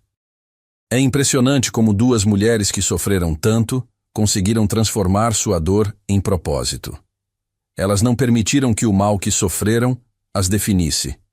Em vez disso, usaram suas experiências para proteger outras pessoas em situações similares. O irmão Rogério, por outro lado, continua na prisão. Sei através de contatos que ele mantém a postura de vítima, alegando que foi perseguido por apóstatas e que sua condenação foi injusta. Até hoje, passados mais de 8 anos, ele não demonstrou nenhum arrependimento genuíno pelos crimes que cometeu. Isso me ensinou algo importante sobre a natureza do mal. Pessoas como o irmão Rogério não são monstros óbvios. São manipuladores habilidosos que conseguem enganar comunidades inteiras por anos. Eles usam posições de confiança e autoridade para satisfazer seus impulsos mais sórdidos, sempre se escondendo atrás de uma fachada de respeitabilidade. Por isso é tão importante que comunidades religiosas desenvolvam mecanismos eficazes de proteção. Não basta confiar na espiritualidade de alguém ou em sua posição na hierarquia. É preciso ter procedimentos claros, transparência total e, acima de tudo, a disposição de priorizar a proteção dos vulneráveis acima de qualquer outra consideração. A Igreja Católica, com todos os seus problemas e falhas, pelo menos reconheceu publicamente a gravidade dos casos de abuso e implementou reformas significativas. Programas de prevenção, treinamento obrigatório para todos os que trabalham com crianças, cooperação total com as autoridades. Essas são medidas concretas que demonstram um compromisso real com a proteção dos inocentes. As testemunhas de Jeová, infelizmente, continuam resistindo a mudanças significativas. Ainda mantém a política de exigir 2 testemunhas para casos de abuso, ainda desencorajam a denúncia às autoridades, ainda priorizam a proteção da organização acima da proteção das vítimas. Enquanto essa mentalidade persistir, outras Ana Paulas continuarão sofrendo em silêncio. Mas há esperança. Cada vez mais ex-testemunhas de Jeová estão encontrando coragem para compartilhar suas histórias. Cada vez mais autoridades estão tomando conhecimento dos problemas sistêmicos da organização. Cada vez mais famílias estão questionando e, quando necessário, saindo para proteger seus filhos. Minha própria jornada espiritual não terminou quando me tornei católico. Continuo estudando, questionando, crescendo na fé. A diferença é que agora faço isso num ambiente que encoraja perguntas em vez de puni-las, que valoriza a consciência individual em vez de exigir conformidade cega. Padre Antônio, que foi tão fundamental na minha transição, continua sendo um amigo querido e conselheiro espiritual. Mesmo aos 70 anos, ele mantém a mesma energia e compaixão que me impressionaram quando o conheci. Recentemente, ele me disse algo que resumiu perfeitamente minha jornada. José, você não perdeu sua fé quando saiu das Testemunhas de Jeová. Você a encontrou. Hoje sirvo como coordenador de um programa que acolhe pessoas que deixaram grupos religiosos fundamentalistas. É um trabalho voluntário que faço nas horas vagas, mas que me dá uma satisfação imensa. Ver pessoas redescobrindo sua dignidade, sua capacidade de pensar por si mesmas, sua liberdade de consciência, isso não tem preço. Uma das coisas que mais me impressiona nesses encontros é a diversidade de histórias. Não são apenas ex-testemunhas de Jeová. São pessoas que saíram de igrejas neopentecostais controladoras, de grupos espíritas autoritários, de comunidades evangélicas fundamentalistas. O denominador comum é sempre o mesmo: estruturas que exigem obediência cega e punem o questionamento. Mas todas essas pessoas têm algo em comum: a coragem de escolher a verdade em vez do conforto, a liberdade em vez da segurança ilusória, a dignidade em vez da submissão. São heróis silenciosos que merecem nosso respeito e apoio. Às vezes me perguntam se tenho medo de retaliação por contar essa história publicamente. A resposta é não. Primeiro, porque a verdade é minha proteção. Tudo o que relatei pode ser comprovado por documentos oficiais, depoimentos de testemunhas e registros públicos. Segundo, porque acredito que algumas verdades precisam ser ditas, independentemente dos riscos pessoais. O que realmente me preocupa não é minha segurança, mas o sofrimento silencioso de tantas vítimas que ainda não encontraram coragem ou oportunidade para buscar ajuda. É por elas que continuo falando, mesmo quando isso me traz memórias dolorosas e críticas de pessoas que prefeririam o silêncio. Ana Paula me ensinou que a cura verdadeira não vem do esquecimento, mas da transformação da dor em propósito. Quando usamos nossas feridas para ajudar outros feridos, quando transformamos nossa experiência em sabedoria útil para outros, aí sim encontramos paz e significado no sofrimento que vivemos. A pergunta que mais me fazem é: você se arrepende de ter perdido 15 anos da sua vida nas testemunhas de Jeová?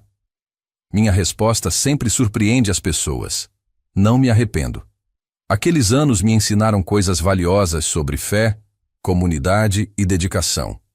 O problema não foi o tempo que passei lá, mas a dificuldade que a organização criou para eu sair quando descobri suas falhas.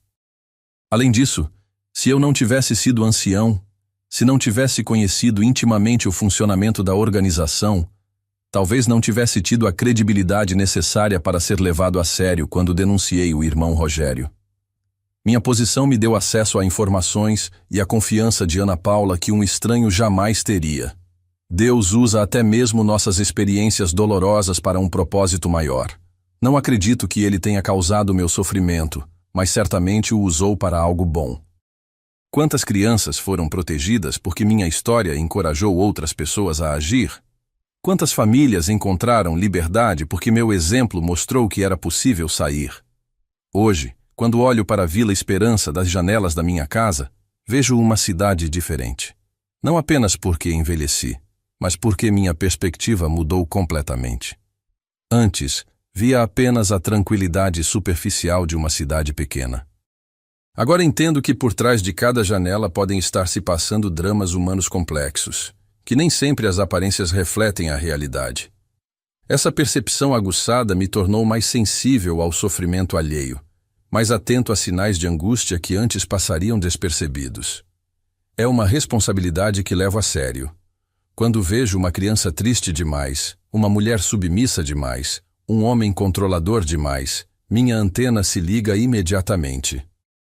Claro que nem sempre posso ou devo intervir diretamente, mas posso estar atento, posso oferecer apoio quando apropriado, posso ser uma presença que demonstra que nem todos os adultos são ameaças, que existem pessoas dispostas a ajudar sem segundas intenções.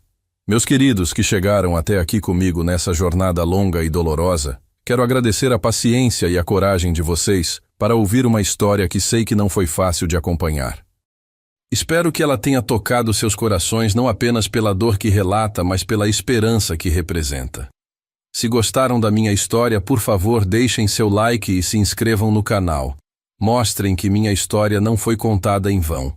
E não se esqueçam, proteger uma criança vale mais que proteger qualquer organização.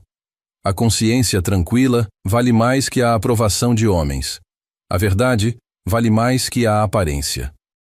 Que Deus abençoe a todos vocês e que possamos sempre ter coragem para fazer o que é certo, mesmo quando isso custa caro. Que possamos ser instrumentos de proteção para os inocentes, vozes para os que não têm voz, luz para os que estão em trevas. E lembrem-se, não importa quão poderosa seja uma organização, quão respeitada seja uma pessoa, quão estabelecida seja uma tradição, nada justifica o sofrimento de uma criança inocente. Nada é mais sagrado que a dignidade humana. Nada é mais importante que o amor e a proteção aos vulneráveis. Muito obrigado por me acompanharem nessa jornada dolorosa, mas necessária. Até a próxima história, meus queridos. E que Deus nos dê sempre coragem para escolher o amor em vez do medo, a verdade em vez da conveniência, a justiça em vez do silêncio.